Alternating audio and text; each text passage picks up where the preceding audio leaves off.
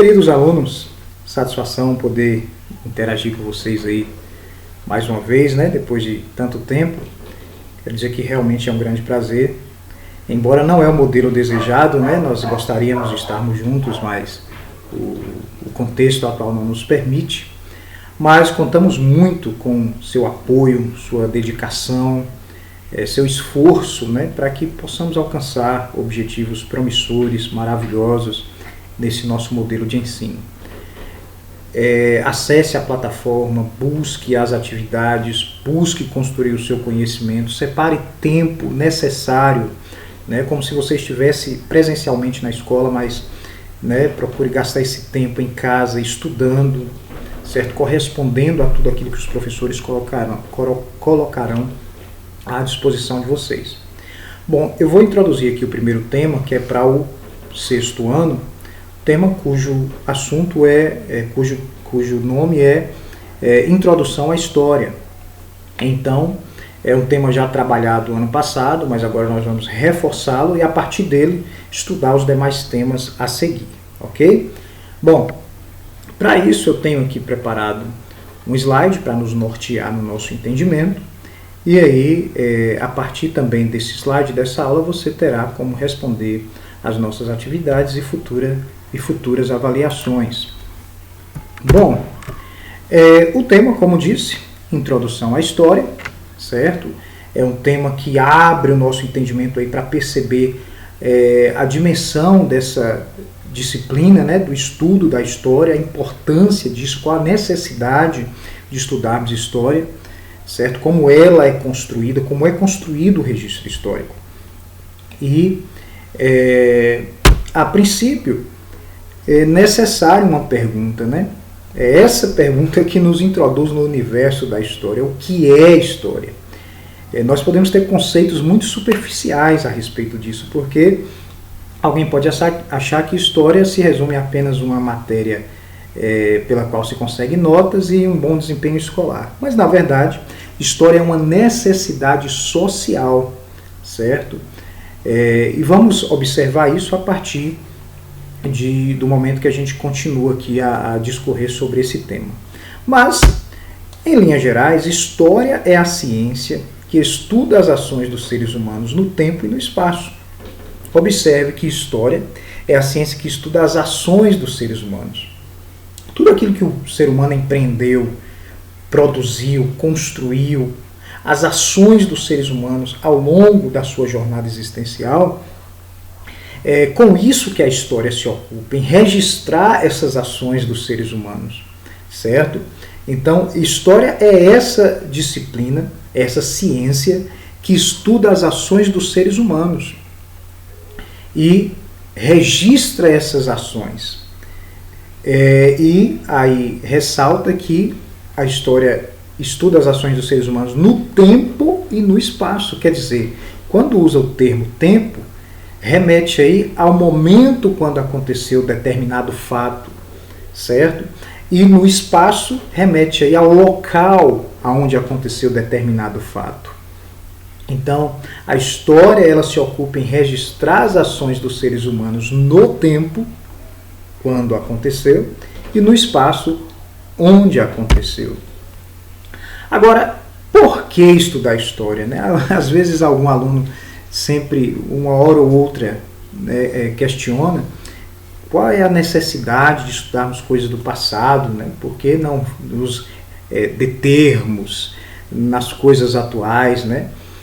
Mas é aí que está, porque não é possível compreender o mundo atual sem o estudo da história, porque este mundo no qual vivemos hoje, né, a sociedade atual, o contexto atual, a cultura, a religião, a economia, a política, a sociedade atual, nada disso foi construído ontem, né? Pelo contrário, tudo que vivemos hoje é um resultado de uma construção de muitos e muitos anos, de muitos e muitos acontecimentos, de maneira que eu não posso entender o mundo atual se eu não tiver o mínimo de disposição de observar o passado, para que eu encontre as respostas dos meus porquês atuais, certo?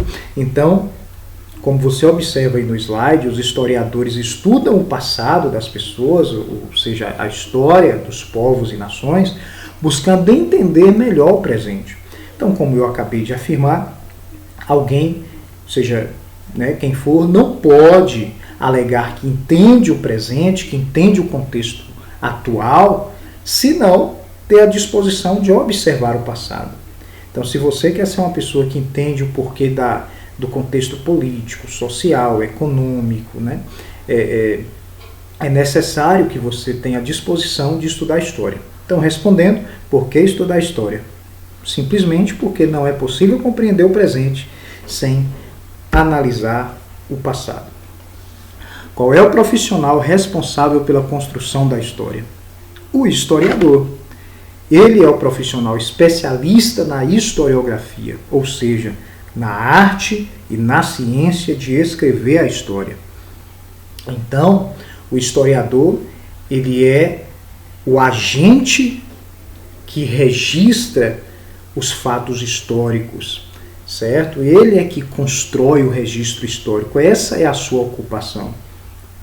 E é interessante ressaltar que ele não faz isso de maneira leviana, simplesmente pega um livro ou senta e começa a escrever de qualquer forma. Não. A construção do registro histórico é feita a partir de investigação. Então, o historiador ele tem um trabalho muito similar a um detetive. Ele investiga as pistas, as fontes, os vestígios de civilizações passadas, para que ele possa compreender os fatos passados e assim registrar os fatos históricos. E para isso ele utiliza as fontes históricas. O historiador constrói o registro histórico utilizando as fontes históricas, também chamadas de vestígios arqueológicos. E o que são fontes históricas? Fonte histórica é tudo aquilo que traz informações sobre o passado. Fonte histórica é tudo aquilo que nos traz informações sobre o passado. Então, qualquer, seja objeto, seja um áudio, um vídeo, enfim, qualquer fonte, qualquer meio que nos traga alguma informação sobre o passado, aquilo é uma fonte histórica, aquilo é um vestígio arqueológico, certo? Você pode até olhar aí, acompanhando esse slide, uma foto antiga, que é uma fonte histórica, que certamente traz alguma informação sobre uma determinada família, enfim. Portanto, a matéria-prima do historiador é a fonte histórica. Sem a fonte histórica, o historiador ele não pode construir a história. Senão, como é que ele ia conhecer o que aconteceu no passado sem que ele tivesse como investigar, se ele não tivesse nenhuma fonte para que passasse para ele as devidas informações. Então, ele precisa das fontes históricas, certo? Como você observa aí no slide, as fontes históricas constituem os recursos utilizados pelos historiadores no processo de construção dos registros históricos. Bom, as fontes históricas, elas são diversas e elas podem ser divididas em várias classes, várias formas de fontes históricas. Você observa aí que existem as fontes históricas materiais. O que são fontes históricas materiais? São aquelas fontes palpáveis, objetos deixados por civilizações antigas, sejam objetos de domicílios, sejam restos de construções, enfim, você até observa aí no slide um ferro chamado ferro à brasa, que ela era utilizado é um tempo não tão distante de nós, viu? Certamente seu avô, sua avó chegou a utilizar esse ferro à brasa aí. Mas é uma fonte histórica, porque aí vai nos passar que informação? Vai nos mostrar como as civilizações mais antigas passavam as suas roupas. Nós observamos aí moedas antigas, um vaso com um teor artístico aí.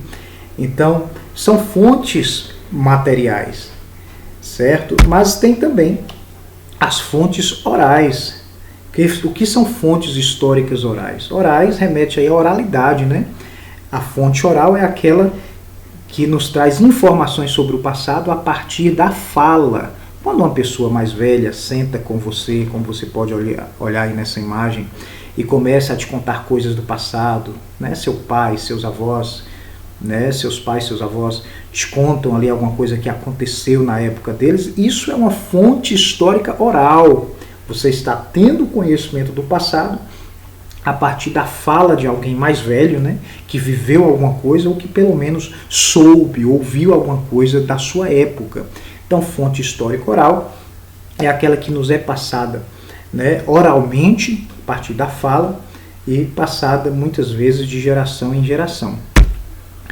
Existem também as fontes visuais, né, isso é muito óbvio, que são aquelas fontes que nos passam informações a partir de imagens, né? Você observa aí de um lado fotos, né, antigas, fotos mais recentes, do outro lado você observa aí desenhos, né? Certamente desenhos em uma determinada caverna, feito por civilizações antigas, e a partir dessas fontes visuais, o historiador também pode conceber ideias do passado, certo? Há também as fontes históricas escritas, que são muito respeitadas, né, pelo fato de registrar com letras acontecimentos do passado. Você observa aí cartas, né, escritas. Hoje quase não se utiliza mais, né, tudo é tecnológico, mas as civilizações antigas, na época até dos nossos pais e avós, utilizava-se muito a correspondência a partir de cartas, né? Você observa em um livro antigo, um jornal antigo, são fontes históricas escritas que o historiador de hoje ele observa essas fontes para compreender o que estava acontecendo naquele período passado. São as fontes históricas escritas, ok? Por exemplo, eu posso mencionar aqui que tudo que estamos produzindo atualmente referente à pandemia, seja aquilo que está escrito sobre a pandemia, as reportagens escritas, as reportagens a partir de vídeos, né? Tudo que estamos produzindo vai servir para que daqui 100, 200 anos, as civilizações que estiverem vivas, né, que estiverem existindo daqui 100, 200 anos, vão olhar esses registros que estamos deixando e vão saber o que vivemos, né? Vai saber da quarentena, vai saber das milhares de mortes, das brigas políticas, porque tudo está registrado. Bom, vamos entrar aqui também na questão da necessidade do tempo e do espaço na história. Porque, como você observa aí no slide, sem o conceito adequado de espaço e tempo, não é possível o relato histórico. Por quê? Porque quando o historiador registra um fato histórico, é muito conveniente que esteja naquele fato histórico descrito o tempo, ou seja, quando aconteceu o fato histórico, e o espaço onde aconteceu o fato histórico. Imagine você que o historiador tem ali um fato histórico registrado, falando de algo que aconteceu, mas não mostra onde aconteceu e nem quando aconteceu. Não tem espaço e nem tempo naquele registro histórico. Isso prejudica a credibilidade daquele fato. Pode até ser verdade, mas como não tem tempo registrado, né, mostrando quando aconteceu e nem espaço, ou seja, onde aconteceu, aquele fato histórico ele perde credibilidade, certo? Portanto, é necessário que o tempo e o espaço esteja presente no fato histórico, sempre que possível, né? Imagine aí que sabe-se de um determinado fato histórico e naquele fato histórico mostra onde aconteceu e quando aconteceu. Isso possibilita que as pessoas se dirijam àquele lugar para observar os vestígios deixados ali, né? Agora, se fala que tal fato aconteceu, mas não fala onde aconteceu, as pessoas não têm nem como ir ao local investigar se tal fato procede ou não.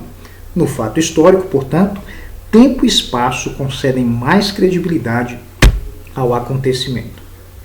E quando se fala de tempo, nós temos hoje diversas maneiras, né, de registrar o tempo. A gente tem relógios, mas o mais abrangente, principalmente quando se trata de fatos históricos, é o calendário, certo?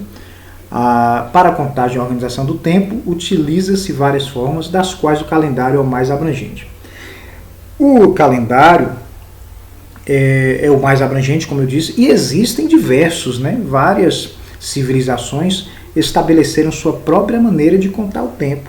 Agora, os calendários mais populares, pelo menos estão entre os mais populares, é o calendário cristão, como você pode observar aí no slide, ou gregoriano, né, chamado assim também, o calendário judaico e o calendário muçulmano.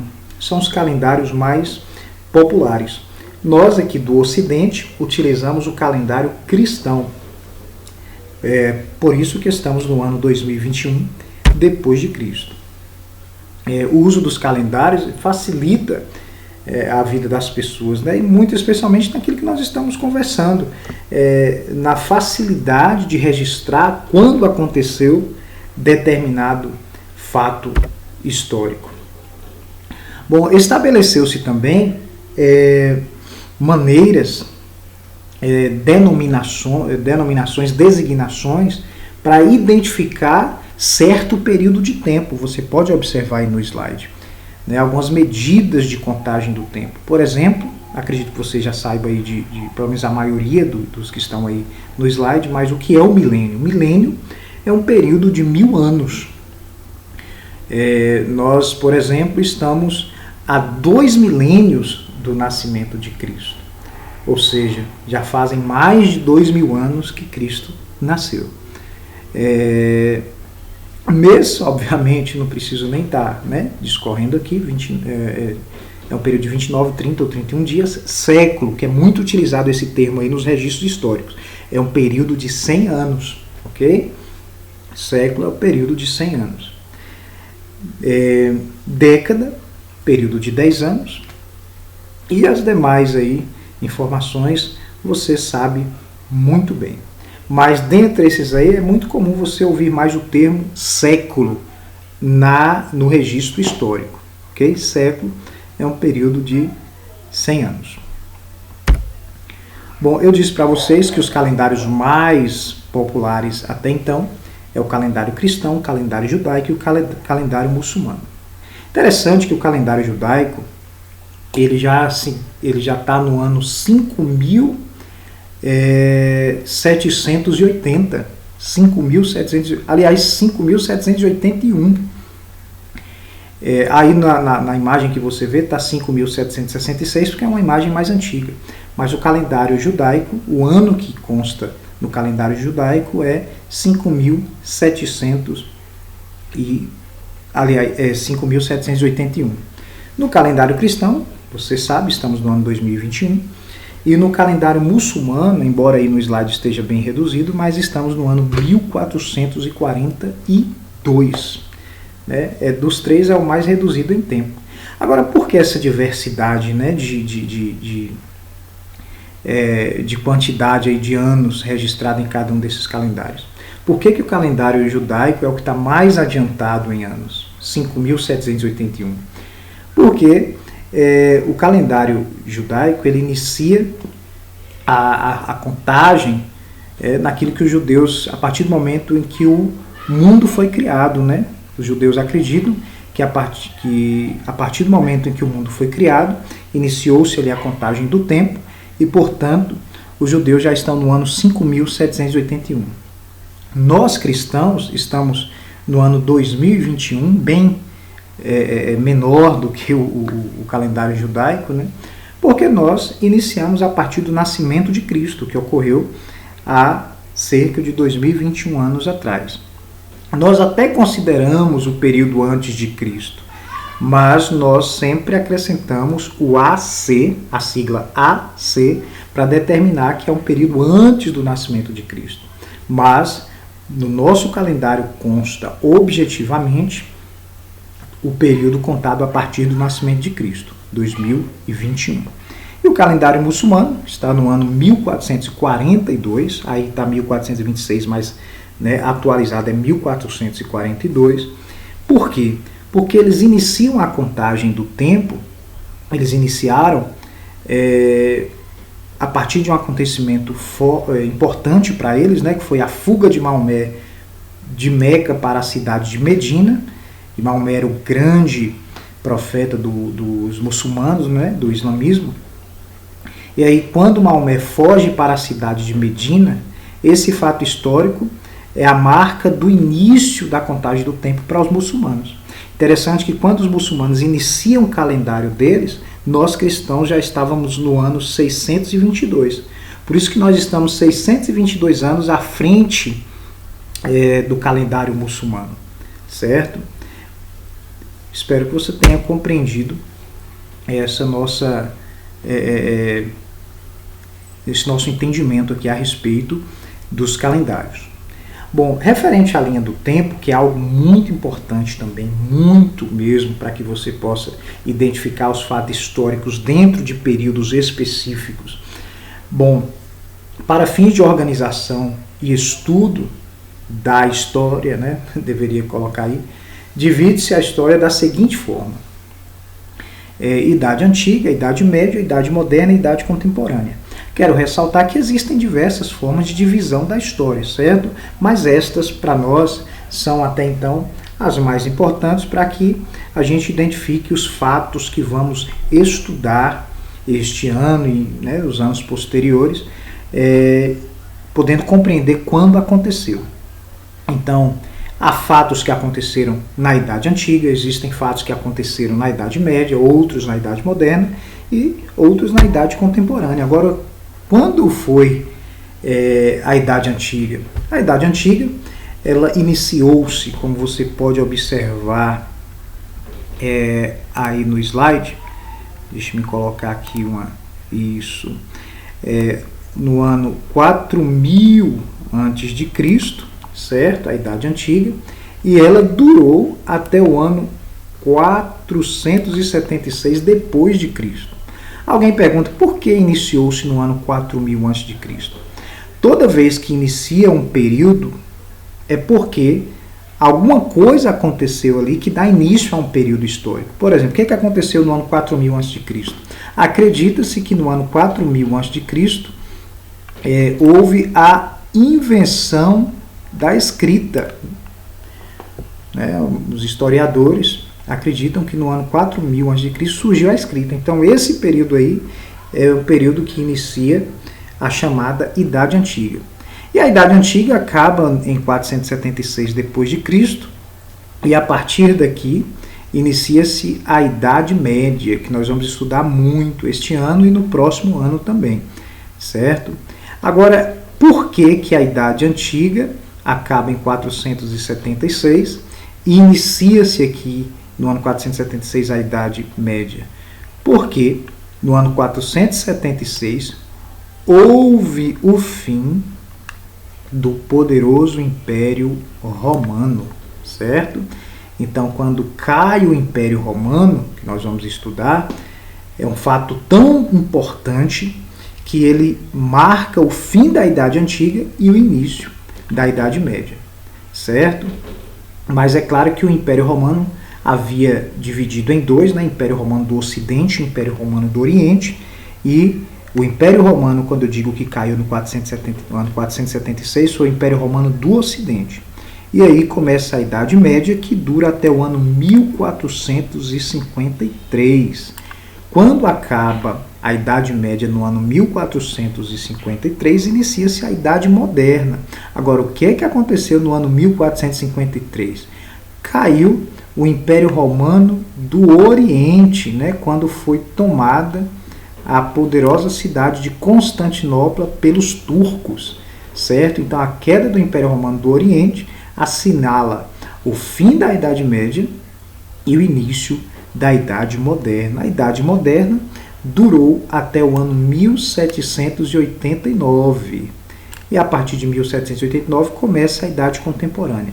Agora, por que em 1789 acaba a Idade Moderna e inicia-se a Idade Contemporânea?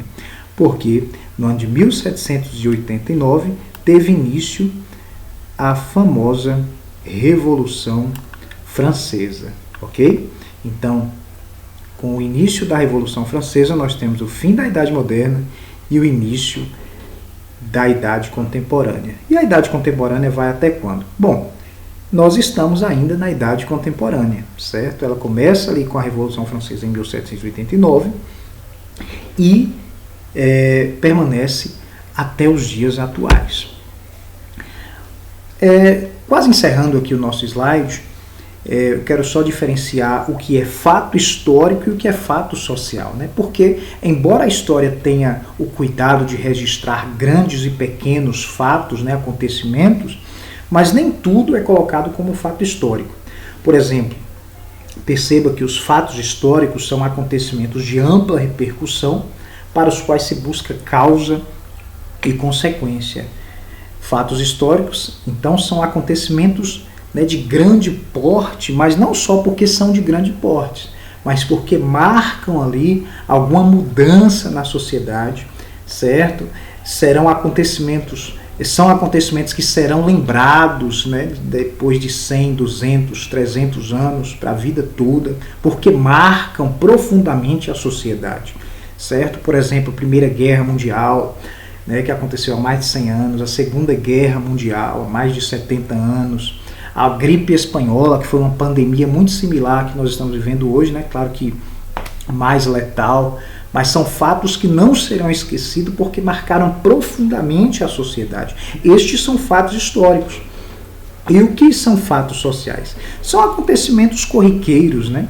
Entre pessoas ali de um determinado grupo, família, comunidade, e acontecimentos que se repetem frequentemente, de tempo em tempo, né? Um aniversário, uma festa ali da comunidade, algum evento. Né? Aqui são fatos sociais que não mudam uma sociedade, né? Pelo contrário, mantém ali o espectro ali daquela cultura, certo? Mas não causa mudanças profundas na sociedade. Então é bom você diferenciar isso aí. Fato histórico são acontecimentos profundos, né, impactantes, de grande porte, e que marcam a sociedade de uma maneira que não serão esquecidos mesmo a longo prazo. E fatos sociais são fatos aí, corriqueiros, né, embora a história se ocupe tanto com os fatos históricos quanto também, né, registra fatos sociais. Por exemplo, no ano de 2001, no dia 11 de setembro, houve a queda do World Trade Center, né? Esse é um fato histórico, porque balançou a sociedade americana e mundial, falou-se muito sobre o terrorismo, trouxe uma nova visão para o mundo sobre a questão do terrorismo, né? Desse radicalismo por parte desses terroristas, né? Portanto, é um fato histórico, não será esquecido, mesmo a longo prazo. E aí, como eu disse, um aniversário é um fato social, né, que acontece de tempo em tempo, mas que não causa ali profundas mudanças na sociedade de forma alguma, certo? Bom, encerramos aqui a nossa primeira aula. Deus abençoe grandemente vocês, caprichem, estudem, façam o melhor, certo? Para que você obtenha aí resultados fantásticos. Espero que você tenha compreendido, tá bom? E até a próxima aula. Lembre-se, responda às atividades que estarão na plataforma. Tudo aquilo que a gente for dispondo lá, faça um esforcinho, vai buscando lá o entendimento e você será bem sucedido. Aquele abraço, Deus abençoe.